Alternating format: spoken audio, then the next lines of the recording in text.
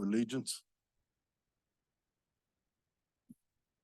Pledge allegiance to the flag of the United States of America and to the republic for which it stands, one nation, under God, indivisible, with liberty and justice for all. Thank you, Mary. You didn't have to do this. Appreciate it. Okay, we'll go ahead and move on to roll call.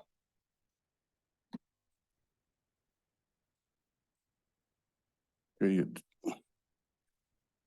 what I hit here? Hit that one. Okay.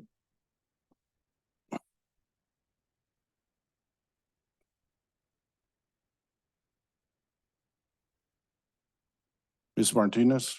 Okay, all counselors present except for Counselor Carson, who may be running late. I have not heard from him. But we do have a quorum. Okay. We'll move on then to agenda approval. I move that we approve the agenda. Okay. Is there a second? I'll second.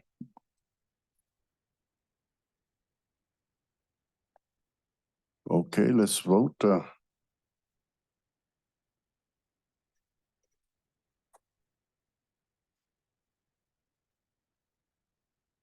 Okay, here we go.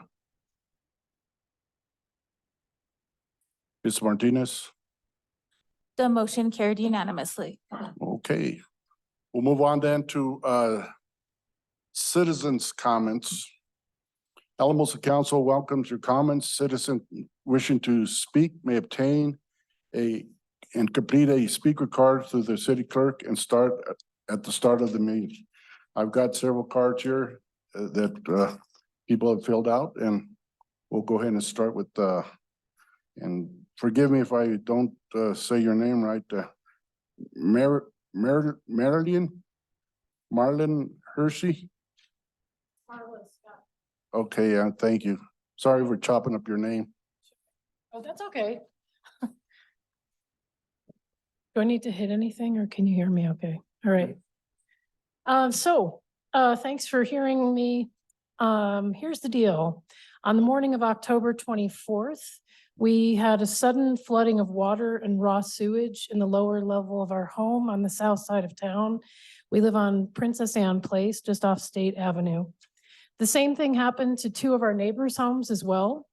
And this was caused by some work the city of Alamosa was doing nearby in the city's sewer system. The inundation of raw sewage was not only alarming and utterly gross and ghastly to breathe, it ruined flooring, walls, and furniture, as well as many personal items, which had to be discarded and replaced. Furthermore, it turns out that having this kind of flooding is not just disgusting and a big hassle, but it presents a serious health hazard. While the city did respond immediately that morning and help with the initial cleanup in our home as well as our neighbors, we have since learned from a third-party professional cleaning service we hired to sterilize and assess the damage that in order to safely inhabit the lower levels of our homes again, all the surfaces contaminated by this raw sewage must be removed. This is not just a spray and clean. This is a cut the walls out, remove all the flooring, etc. So this means the lower 2 feet of our walls need to be removed, as well as all of our flooring, and the surfaces behind the walls and under the flooring need to be treated properly to prevent black mold, which I'm guessing is already happening because this was 3 weeks ago. Testing of the walls and flooring further revealed that these materials contain asbestos, meaning we can't just do the work ourselves. Rather, a professional asbestos company needs to do this work under a special permit. All of us affected have home insurance policies, and all of our insurance companies have denied our claims, saying this is the city's fault, so they will not pay. This is an extremely costly project. We've asked the city of Alamosa to pay for the cost of proper cleanup, demolition of asbestos-filled materials, and replacement of walls and flooring and personal items to restore our homes back to safe and usable.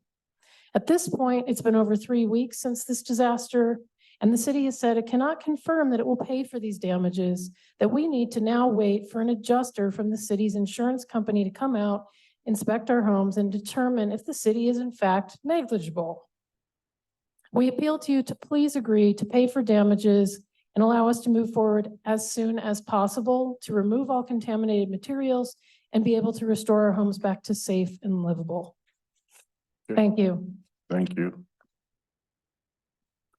And I forgot to mention, as you come up here, you got 3 minutes to speak. And once that comes up, we'll politely ask you to finish your comments and then we'll move on. Next, we have Jennifer Martinez. Welcome. Welcome. Hello. Good evening. I am also on 3 Princess Anne Place, and so I am not gonna, bore you with all the information that Marlis did review with you. But yes, this occurred on October 24th at approximately 9 a.m. in the morning. I did start hearing noises in my restroom because I do work from home. Upon that, shortly after that, I had sewage coming out of my toilet, sewage coming out of my shower. Totally just plummeting out. As this occurred, I went over to 12th Street where the city was working and asked them to stop. And they were like, okay, we'll be right there. We'll stop. We'll come clean up the mess. When I got home, not only was my bathroom submerged with water, my bedroom, my laundry room, and my living room, bathroom, everything, 4 floors, 4 bedrooms, 4 rooms total. Causing thousands of dollars of damage. As Marlissa said, this is a category 3 contamination. And in this instance, it takes 24 to 48 hours for mold to start growing on your surfaces. And this is wood porous surfaces. So as you can imagine, it's been 3 weeks since this has occurred. And so the growth of mold is probably growing substantially at this time.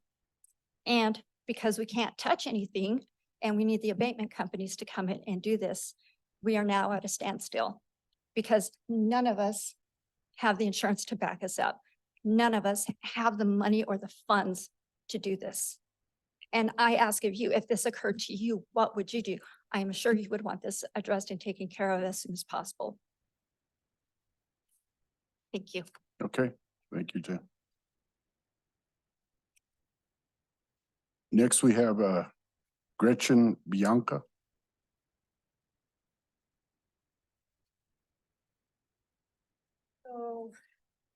Well, I am the 3rd person of this party that is involved in all this.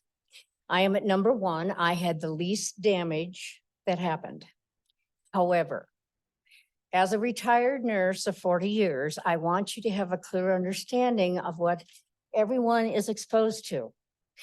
These folks had 2 to 6 inches of sewerage in the lower part of their house.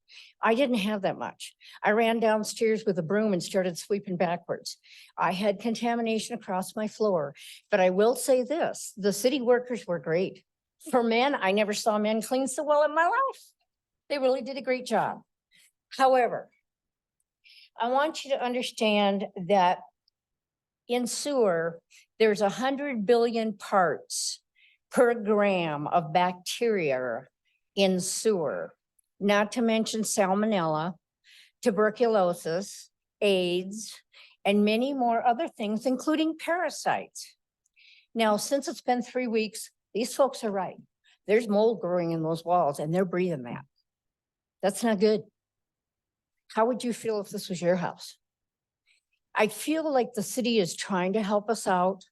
I have been in touch with people and they're all being very polite, very nice, helping us as much as they can, offering different ideas. But we need to move forward as soon as possible on this because in the long run, this is going to cause illness.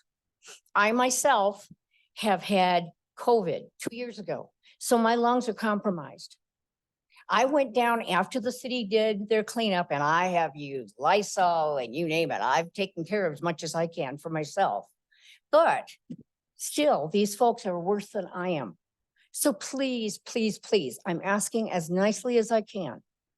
Please move forward with this. Our insurance companies are not going along with us. This is not our fault. We got a phone call last night from a lady by the name of Jolene informing us about the insurance and what's going to happen with this, which is nice. But she also inferred that it might be our fault. Our houses were built in 1960s. You've had from 1960 to 23 to fix this problem. And the sewer's been going on like this for years. I've had burps in my house at One Princess Anne for years. I know you guys are trying to figure it out, but please, I'm asking you, look at this seriously as if this was your home and help move this along. Thank you. Thank you, Gretchen. Next, we have Donna McDonald.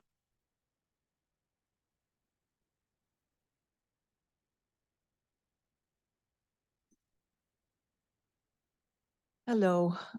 Boy, after listening to you folks, it seems like sometimes our problems are very minimal compared to that.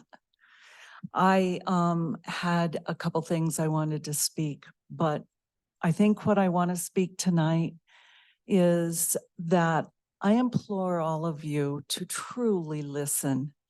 When you go into executive session today, listen to the heads of the departments. Listen to what these people are saying. So often we listen with our heads and not our hearts. And when we listen with our heads, we don't hear. It just kind of goes in one ear and out the other. So I'm asking that you truly listen. And as a community, I've grown up here all my life, and this community means everything to me. I really want to see, because you are the ones that are listening and wanting and hoping to make a difference. I would hope that you would do that, because if not, then we become part of the problem, and I don't want that. Thank you. Thank you.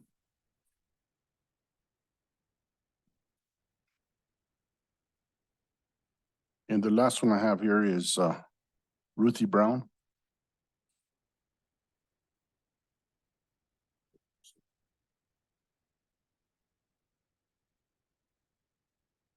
Good evening, Ruthie Brown. I live at 711 State Avenue. Everyone's still sad about losing our chief of police. And I don't know that all the questions have been answered. So I hope sooner or later we get an unbiased, true, factful report on what happened there. I hope policy has been changed so that city council can talk to people, talk to staff, talk to employees, talk to me. Just by chance, I found an email that I wrote from July 14th, 1922 or 2022, which was 14 months ago, or 16 months ago. And it said, I just wish counselors could speak up for themselves alone without direction. I wish city employees could speak up without being fearful of their jobs. So what I said a couple months ago was not a recent learning or talking to employees. It's gone on for a long time. I hope you're getting to the bottom of that. In the feeling of transparency, someday maybe someone can tell us what happens to emails when you send them to particular city councilors. You're changing your website right now, and to me it's more confusing than ever to find something, and other people have said that same thing. Michael, I don't know if you got an email from me. I emailed the city and I asked, do you get my email or does it go through our city manager? And, you know, I got an automated response back that said, you will receive a reply shortly. Well, I think it's been 5 days. So as citizens, who are we supposed to talk to? And who do we get an answer from? I don't want a blanket answer. you guys are elected, you should be able to give an opinion. And the other thing, I think I established a while ago that I only have 28 seconds left. So I'm gonna save, I would like a complete report someday on what is going on out at the homeless camp. How many calls are there? How many huts have been destroyed? How many are so bad that we can't even clean them anymore, but we're taking them to the dump? We deserve to know what's happening out there. Is the homeless camp going to be disbanded in only tents? We should be updated on all of that. See you in 2 weeks. Thank you, Ruthie. This time, Ms. Martinez, do we have anybody on Zoom with their hand up wanted to speak? Well, if you're on the Zoom app and you want to speak for citizen comment, you're going to use the raise hand feature in the bottom of your screen. If you're on a telephone, you'll dial *9. Okay, and Mayor Pro Tem Griego, I don't see anyone raising their hand. Okay, at this time, I will turn this back over to our city manager, Mrs. Sanchez, for follow-up. Council, or Eric? Yeah, well, thank you, Mayor Pro Tem. I wanted to give the council a little bit more information about what's going on the Princess Anne Place situation. As the speakers all recounted, the city water and sewer workers who were working on that project responded right away and tried to clean up to the extent that they could. And when that issue first came up for discussion with Harry and other people involved, the thinking was the city can probably go in there and get it cleaned up. As more information came in, particularly with the reports that Ms. Hersey had done about the extent of that damage, it became clear that we needed to file a claim with our insurance company because it could well exceed the few $1,000s that we were thinking the city could expend to try to solve that problem, could go into the tens of thousands of dollars, which means that needs to be covered by insurance if indeed the city is found to be liable. And I certainly don't know what the conversation that Jolene had with when she contacted each of those people, but the backup occurred on a service line through a service line that's very flat. That service line is not the city's responsibility. That's the owner's responsibility. And it raises a question of, is the city liable when it's a flat gradient service line that causes the problem? That is a call that our insurance company is going to have to make. We can't make that for the insurance company. If we tried to make that call right now, we would lose our insurance coverage because once you have to report a claim, have the insurance company then carry that forward. If you start acting to mitigate the claim before you've reported it or take it out of the hands of the insurance company, all of a sudden you've lost your insurance. So we're at the point where the city has reported those claims. I don't believe that the insurance company has as yet assigned an adjuster, but that will be their next step, who will then investigate the situation and reach out to the affected parties. I would say to the affected parties, if you want to get your own legal advice to think about what mitigation efforts you might want to take now, if you're concerned about the ongoing problem before the insurance company acts, I would encourage you to do that. I can't give you advice about that. You can certainly take mitigation efforts on your own. The city can't take those mitigation efforts because it would make our coverage inapplicable and nothing would get done. So we have to follow the lead of our insurer. You do not. So whatever decisions you want to make with that background are your decisions to make. I also want to share that knowing the flatness of that line, the city is going to be working on, I don't know if it's called a backflow preventer or check valves on each of the things to prevent something like this from happening in the future. So that would be on the private lines as well, to prevent something from happening in the future. And so before we move on to Ms. Brown's comments, I didn't know if council had any questions for the city attorney. I have one. Councilor Dunn. Thank you, Mayor Pro Tem. When did we submit the claim to insurance? Well, so each property needs a claim submitted, and I can't remember which one was submitted first. I think sometime last week was probably the first one, and I don't know which one it was. And then the most recent one was just Friday. So we were trying to like figure out if we could If we could handle it do on stuff our on own. our own. And so that was why we didn't submit it to insurance until very recently. Right. Right. Councilor Crib. Thank you. What's the timeline on the adjuster? Is there any way we could speed that up? No, I have no idea. I mean, we'll have every communication we can on the importance to speed this up, because it is urgent. But I don't have an update on a timeline. Okay, and it sounds like Jolene's in contact with all three residences, so any information that comes out, we can inform them as it goes. Right. All right, thank you. Okay, Councilor Vihil. Thank you, Mayor.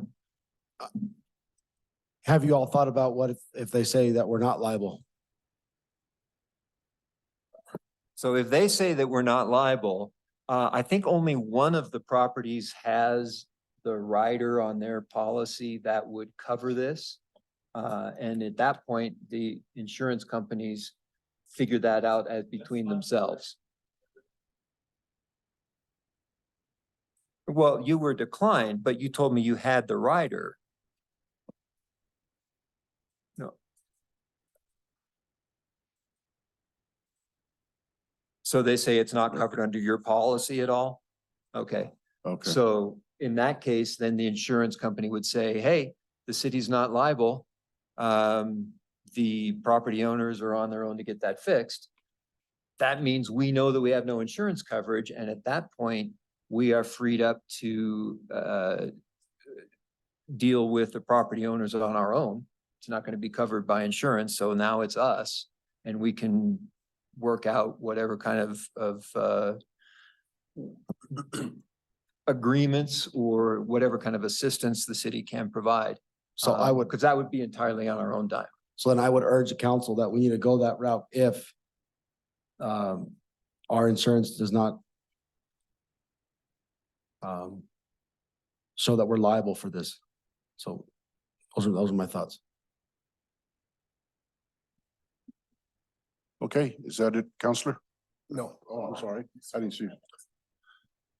Thank you. I'm sorry. I guess my head's been buried in other stuff, and I apologize. I've had a rough month, health wise. I didn't know this was going on, and I'm sorry. Yeah, I agree with Jan for sure. I don't know what, the communication timeline looks like, but this can't go on very long at all. And, I don't want to sit up here and open my mouth to legalities, but the fact is these people do have, there's a lot of stuff going on there, and, we need to address it pretty quick. I mean, we have to set some sort of timeline, if, I get that we have to wait and we're kind of at the mercy of the adjusters, but I deal with insurance people all the time too. And if we gotta push them, I say we do, and we figure out a quick timeline to turn this around, because we gotta help them. I mean, the fact that, you want to talk about lawyers, the fact that we already went and helped them clean up, we already started helping them. So we need to make this quick. You know what I mean? That's for sure. And then to add on to that, Mr. Carson, are these folks able to live in their house right now? That was my question. And What if are they saying? if they're not, then we need to help them with that as well. It's pretty bad. I believe they're all living in their houses. I'm not sure. No, okay.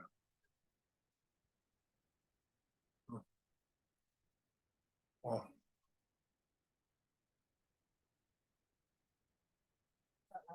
they can't use the lower third.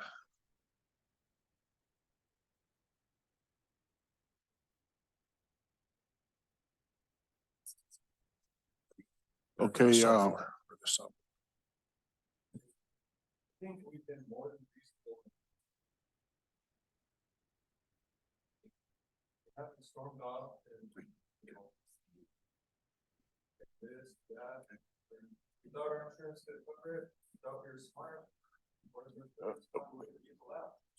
yeah, What I mean,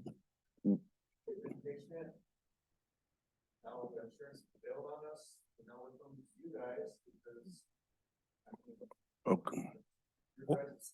what's the All right. timeline again? Oh. Okay, we'll let you discuss this with our city attorney. We can't have this back and forth.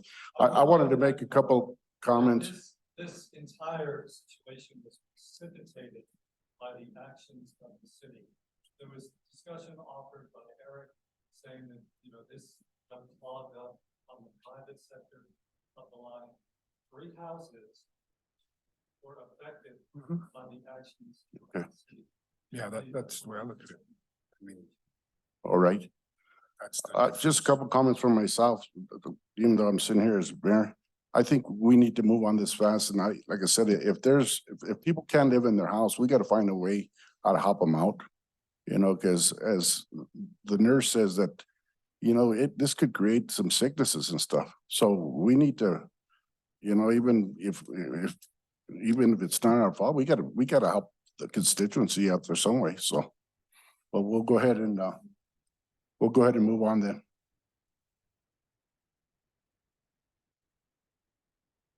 Next, let's move So- on. Okay, I'm sorry, Ms. Sanchez. So if we're done with questions I'm on this, we had more public Right, comment. I'm and So sorry. I just wanted to touch on that.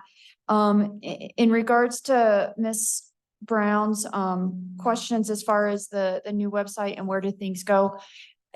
So when I click, I'm just I clicked on Counselor Vihil's and it takes me to this card. Jim, does it go directly to Counselor Vihil's email address? It does. I knew it didn't come to me. But what we can do is, it sounds like Ms. Brown tried to email Counselor Carson. When did it get removed? The email address used to be on there at one point and replaced with a contact form.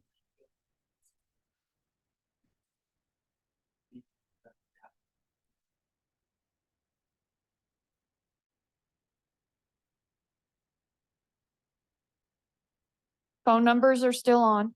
I'm Yeah, looking at it right now.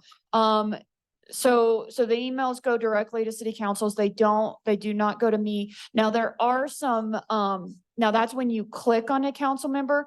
Now, there are some general, web pages that have, if you want to report something or do a more general type of contact. And so some of those are routed to specific departments. And I think if there's one that's like kind of just a miscellaneous general comment, then that does come to myself and the public information officer as well. But if someone is clicking on an individual council member, you can find both the phone number, as well as then they can populate that card and it gets sent directly to the council email, type of situation. And I think that was all I had to answer from that comment. Okay, well, good. Go ahead. Can I ask one question? ahead. Because it has to do with the web. So I got an email from somebody, I guess, from this new way. So it says, so it comes in as a question mark, but that's not a big deal. So we can't respond. I was kind of not sure if this was spam or not. So what we do then is we have to click on their email to respond. We can't just, how you say reply. You can't do the reply thing anymore, correct? Okay, because it's looking like that we actually have to then go and do an, yes.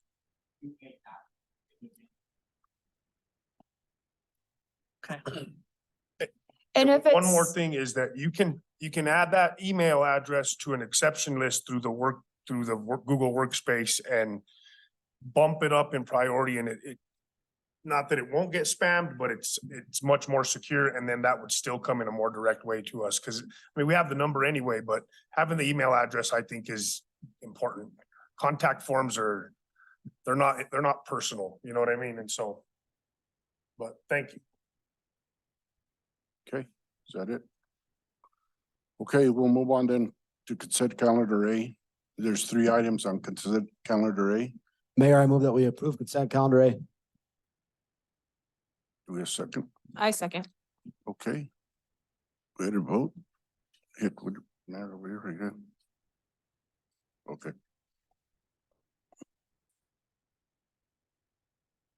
Ms. Martinez, The motion carried unanimously. okay. We'll move on then to regular business, committee reports. Is there any committee reports? Any committee reports? Sounds good. Then we'll move on then to staff announcements. No staff announcements. Oh, this is running fast. Then we'll go on to our liquor licensing authority action. Consent calendar B. Mayor, I move that we approve consent calendar B. I second. Okay, is there any other comments? Not this. Let's go ahead and vote. Ms. Martinez, The motion carried unanimously. all right, we'll move on then to council comment. Mayor, I got one. Go ahead.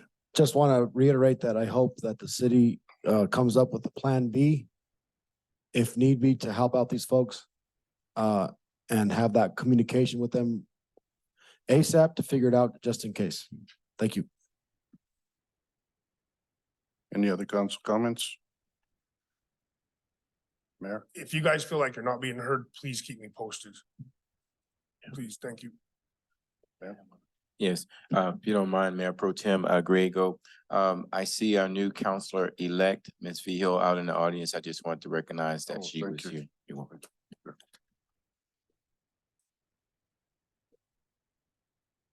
Any other comments?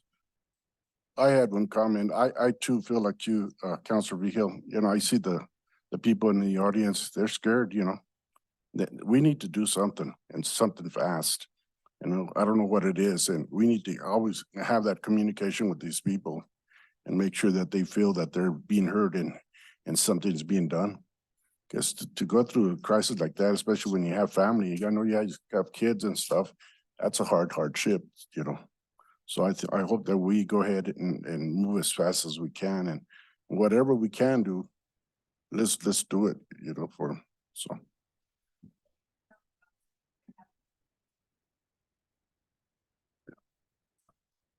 Yeah. Okay, there's a need for an executive session. Do I have a motion for executive session? Mayor, I move that we move into executive session pursuant to Colorado Revised Statutes 24-6-4024F to meet with individual department heads and direct reports. I'll Second. second. Okay, got a second? Let's go ahead and vote.